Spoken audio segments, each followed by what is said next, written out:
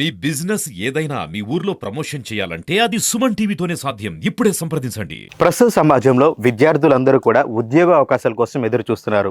కానీ సేంద్రియ పద్ధతిలో వ్యవసాయాన్ని చేసి కూడా లాభాలు ఆశించవచ్చని నిరూపిస్తున్నారు గుంటూరు జిల్లా దుగ్గిరాల మండలం పెద్దపాలెం గ్రామ సర్పంచ్ అయినటువంటి పాటిబల్ల కృష్ణప్రసాద్ గారు అలియాస్ కేపీ గారు.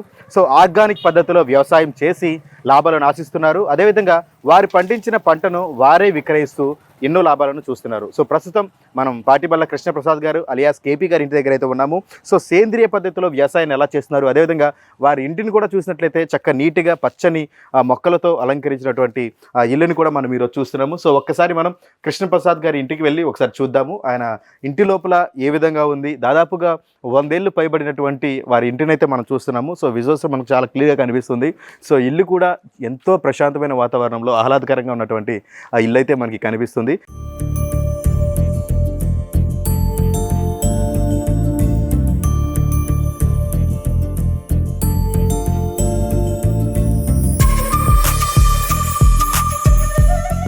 ప్రస్తుతం మనం కృష్ణప్రసాద్ గారు అలియాస్ కేపీ గారి ఇంటి దగ్గర అయితే ఉన్నాం. ఇల్లు కూడా చూసినట్లయితే స్వచ్ఛమైన ఆర్గానిక్ అంటే చక్కని పల్లెటూరు వాతావరణంలో దాదాపు 100 ఏళ్ళు పైబడినటువంటి ఇల్లు కూడా కనిపిస్తుంది. సో కృష్ణప్రసాద్ గారు మన దగ్గర అయితే ఉన్నారు. సార్ నమస్తే సార్. సార్ బాగున్నారా? సో మొత్తానికి సేంద్రియ వ్యవసాయం చేస్తూ ఆదర్శ రైతుగా అందరికీ ఆదర్శంగా నిలబడుతున్నారు. సో అసలు ఆర్గానిక్ వ్యవసాయం చేయాలని మీకు ఎందుకు అనిపించింది సార్? అంటే మా మేనల్డ్ అమెరికా వాడు ఉండి మేము కలిసి చేసాంలేండి. ఫస్ట్ ఓకే, అతను తీసుకొచ్చాడు. ఓకే, తర్వాత ఇక అతను మానేశాడు, మళ్ళీ అమెరికా అటు ఇటు వెళ్ళిపోతే ఓకే, మేము కంటిన్యూ చేసి మీరు కంటిన్యూ చేస్తారా? సో ఇల్లు కూడా చూస్తే చాలా చక్కగా అంటే 100 ఏళ్ళు ఎంతో 103 ఏళ్ళు 103 ఏళ్ళ ఓకే 103 ఏళ్ళు పైబడే ఉంటుంది అనమాట. అంటే ఎందుకు రీమోల్డ్ చేయాలనిపించాలని కానీ ఇప్పుడు వస్తున్న ఆధునిక టెక్నాలజీ వాడాలని ఏమనిపించలేదా? ఫర్నిచర్ కానీ అన్నీ అయ్యి మేము మార్చాలా. ఓకే, దాన్ని అలాగే ఉంచడమే బాగా అనిపించింది. అట్లుంటేనే బాగుంటుంది. అసలు సేంద్రియ వ్యవసాయం అంటే ఏంటి? అసలు ఫస్ట్ మీరు బెడ్ ఎలా రెడీ చేస్తారు, వ్యవసాయం ఎలా ప్రారంభిస్తారు ఏంటి చెప్తారా? వ్యవసాయం అంటే ఇదివరకు ఈ మండలం మొత్తానికి ఒకళ్ళు ఇద్దరు ఉండేవాళ్ళు అండి ప్రకృతి వ్యవసాయం మీద. ఇప్పుడు ప్రకృతి వ్యవసాయం చేసే ప్రతి ఊళ్ళోనూ 3-4 అపాయింట్ చేశారు. ఓకే, వాళ్ళు వచ్చి మనకి ఏదైనా సలహాలు కావాలన్నా, కషాయాలు కానీ వీటిలో పచ్చిరొట్ట పైర్లు వేయాలన్నా వాళ్ళు వచ్చి చెప్తారండి ఏమేమి వేయాలి ఏంటని. ఓకే, ఇప్పుడు 30 రకాలు పిల్లిమెసర, జీలగ, జనుము, ఉలవ, ఆముదం, మరి నువ్వులు, ఇలా 30 రకాల విత్తనాలు తెచ్చి చిమ్మితే అవి 40-45 రోజులు అయినాక పరుగుకు వచ్చినాక దాన్ని దమ్ము చేస్తాం. మొక్క పెరుగుతుంది అప్పుడు మనం నడుము అట్లా అయినాక పూతకు వచ్చే ముందు దమ్ము చేస్తాం. ఓకేనండి, ఫస్ట్ అది. ఓకే, తర్వాత ఆవు పేడ, ఆవు మూత్రంతో ఘనజీవామృతం తయారు చేస్తాం. ఓకే, అది వేస్తాం. దాని తర్వాత ఆముద పిండి వేస్తాం. అంటే ఇక మీరు స్ప్రేలు చేయడం కానీ, పురుగుల మందులు కొట్టడం కానీ? పురుగు మందు అంటే పురుగు మందులు మేము కషాయం తయారు చేస్తాం. ఓకే, మీరే తయారు చేస్తారు కషాయం. అంటే ఇప్పుడు మరి వరి పండించేటప్పుడు దోమ పడుతుందని కానీ, పురుగు అని కానీ వస్తాయి కదా, మరి చీడపీడలు ఉంటాయండి. దోమ అట్లు ఉంటాయి. దోమ అట్లు, ఆ దోమ అట్లు ఎకరానికి ఒక 20 అట్లా పెడతాం. ఓకే, అట్లా పెడతాం. ఇక అట్లా పెడితే దాంట్లోకి వెళ్ళిపోయి అంటుకుంటే ఇక రాదు, చచ్చిపోవడమే. పొలానికి ఎలాంటి ఇబ్బంది జరగదు. ఓకేనండి. అదే కషాయాలు పురుగు అది వచ్చినా కూడా కషాయాలు తయారు చేస్తాం. దశపర్ణి అని అలా ఉన్నాయి. 10 రకాల ఆకులు తీసుకొచ్చి ఆవు మూత్రంలో 40 రోజులు ఊరేస్తాం. ముక్కలు చేసి దాంట్లో వేస్తే 40 రోజులు అయినాక దాంట్లో కొంచెం అల్లం, కొంచెం చిన్నులపై ఇట్లాంటివి కూడా కలుపుతారండి. ఓకే, పొగాకు సూర ఇవన్నీ కలిపి 40 రోజులు ఉంచితే ఇక అది కొడితే ఏ పురుగైనా చచ్చిపోతుంది. ఏ పురుగైనా సరే, ఇంకా చీడపిల్లలు ఉండాల్సిన పద్ధతి ఉండదు. అయితే ఇప్పుడు అంటే ఎకరాకు మామూలుగా పురుగుల మందులు అవి కొడితే 35 వరకు పండే అవకాశం ఉంటుంది. ఇప్పుడు మరి సేంద్రియ పద్ధతిలో చేయడం వల్ల ఎంత వరకు ఆశించవచ్చు? 23-25 లోపే అవుతుంది. 23-25 వరకు. కానీ మంచిగా నాణ్యమైన పంట మన చేతికి వస్తుంది కాబట్టి. అంటే ఇప్పుడు మీరు సక్సెస్ అవడానికి రీజన్ ఏంటంటే, ఇప్పుడు 35 పండించే వాళ్ళంటే లాభాలు ఆశించారంటే ఒకటే, మీరు 23-25 పండినా సరే మీరు ఎట్లా గిట్టుబాటు అవుతుంది మరి మీకు? అంటే మనం కేజీ 85 రూపాయలకి బియ్యం తయారు చేసి అమ్ముతాం. ఓకే, సో అందువల్ల మీకు అది గిట్టుబాటు అవకాశం ఉంటుంది.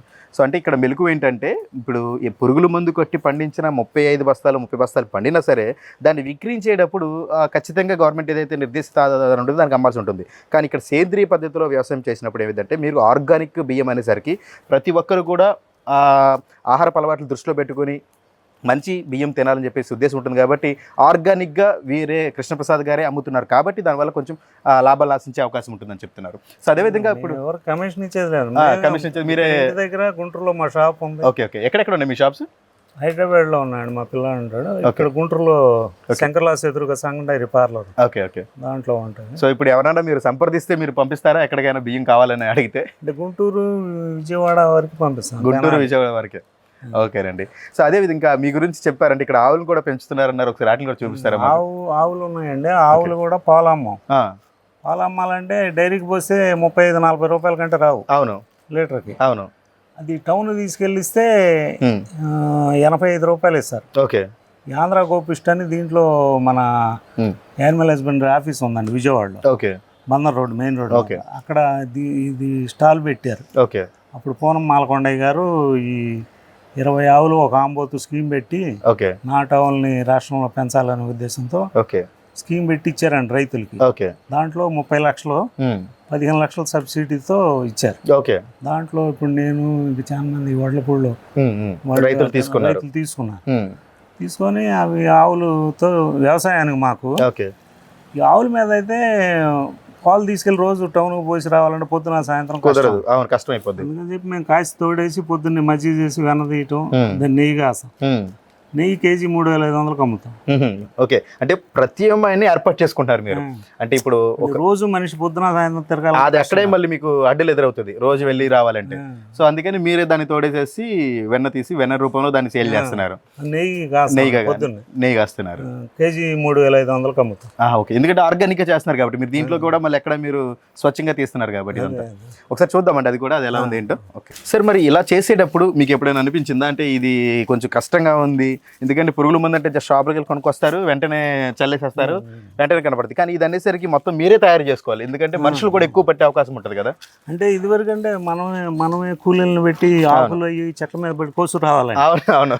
ఒకటి 2 కేజీలు ఆకులు తేవాలంటే అవును, వేప, జామ, ఉమ్మెత్త, ఇలాంటి రకరకాల ఉమ్మెత్త అనేది పాయిజనస్. అవును.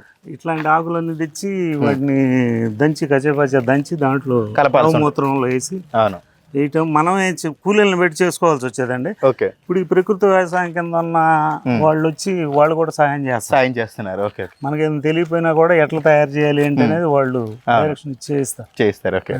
సో ఇప్పుడు ఇదే బాగుందా మీకు?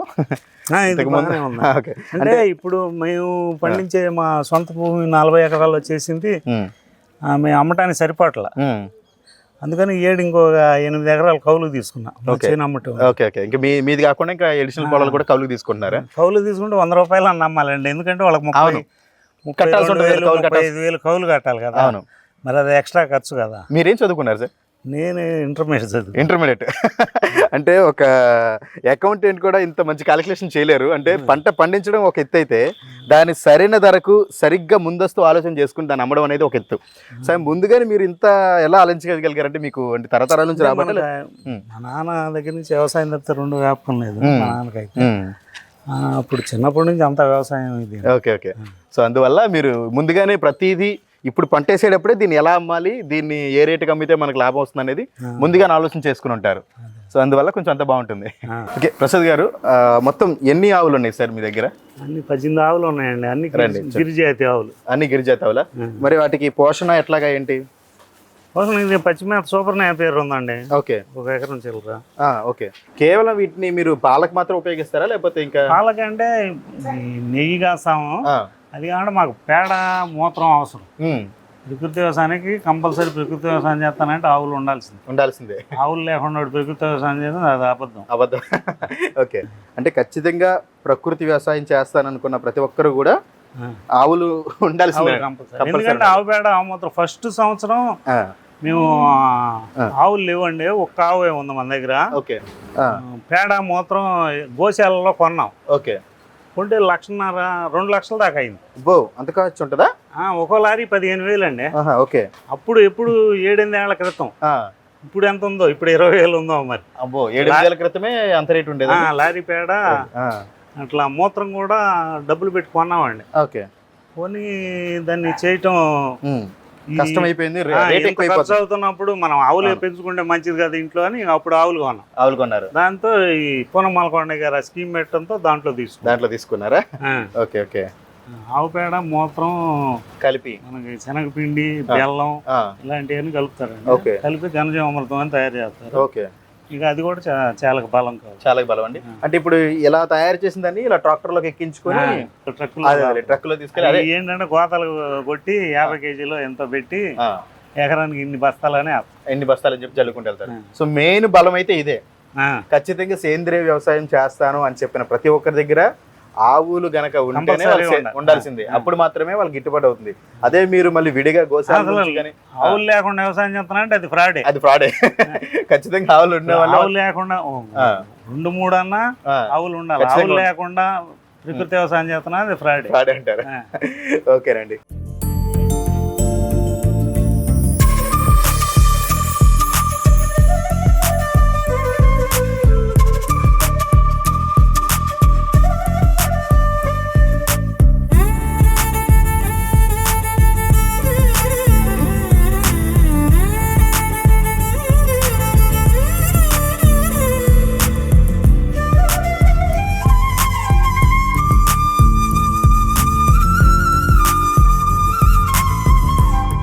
ఇది లారీ ఆమదపిండి అండి. ఓకే. రేపు దమ్ములు ఈ పచ్చిరొట్టె మొక్కలు దమ్ము చేస్తాం. అవును. దమ్ము చేసేటప్పుడు ఇందులో 3 కట్టలు ఇది వేస్తారా? 3-4 కట్టలు ఆమదపిండి వేస్తాం. అంటే సేంద్రియ ఎరువులో ముందుగా బెడ్ ప్రిపరేషన్ దగ్గర ఎక్కువ కొంచెం పని ఉన్నట్టుంటది. ఒకసారి బెడ్ సరిగ్గా ప్రిపేర్, కలుపు కూడా మనుషులతో తీయాలి. మందు కొట్టకూడదు. కలుపు మనుషులతో తీయాలి. మనుషులతో తీసినా మళ్ళీ 2 కట్టలు 3 కట్టలు మళ్ళీ వేస్తారు అప్పుడు. ఓకే. అంటే ఏంటి చివరిలో ఏంటంటే ఒక యాపిండి కట్ట కూడా కలిపేస్తాం. ఎందుకంటే యాపిండి కలిపితే కర్ర చేదు వచ్చి దోమ రాకుండా ఉంటుంది. ఓకే. అప్పుడు దోమ ఒకలా పట్టినా సరే చేదుకి పట్టదు కదా, చేదు తొందర రాదు. అదే అందుకని కర్ర కూడా చేదు వస్తుంది కదా. అవును. యాపిండి వేస్తాం. అవును. అందుకని యాపిండి కలిపేస్తాం. Okay okay. సో చూసారు కదండి, గుంటూరు జిల్లా దుగ్గిరాల మండలం పెద్దపాలెం గ్రామ సర్పంచ్ అయినటువంటి కృష్ణప్రసాద్ గారు సేంద్రియ పద్ధతిలో వ్యవసాయం చేసి ఆ పండించిన పంటను కూడా తానే విక్రయించడం వల్ల లాభాలను సాధిస్తున్నారు. సో ఇట్లాగే ప్రతి ఒక్కరు కూడా ఉద్యోగ అవకాశాల కోసం లేదంటే ఏదో ఒక బతుకుదేరు కోసం తాహతయ పడకుండా మీ ఇంటి దగ్గర ఉన్నటువంటి పొలంలో నుంచి కూడా సేంద్రియ పద్ధతిలో వ్యవసాయం చేసి సక్సెస్ అవడానికి కావాల్సినటువంటి పలు మార్గాలను కూడా కృష్ణప్రసాద్ గారు మనకి చక్కగా వివరించారు కదా. So thank you so much అండి కృష్ణప్రసాద్ గారు, మీ విలువైన సమయాన్ని కేటాయించి సర్పంచ్గా ఉండి పక్క బాధ్యతలు గ్రామాన్ని అభివృద్ధి చేస్తూనే అంటే మీరే ఒక ఆదర్శ రైతుగా సేంద్రియ పద్ధతులు వ్యవసాయం చేసి 10 మంది రైతులకు ఆదర్శంగా నిలుస్తున్నారు. మా సుమన్ టీవీ తరఫు నుంచి మరొకసారి ధన్యవాదాలండి. Thank you.